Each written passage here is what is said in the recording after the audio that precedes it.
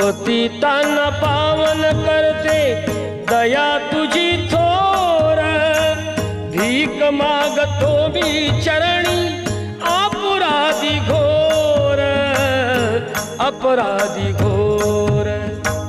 क्षमा करी क्षमा करी क्षमा करी बा विठ्ठला, अंगी नाही त्राण, मिळे जाने मुक्ती ऐसे द्यावे मज ध्यान।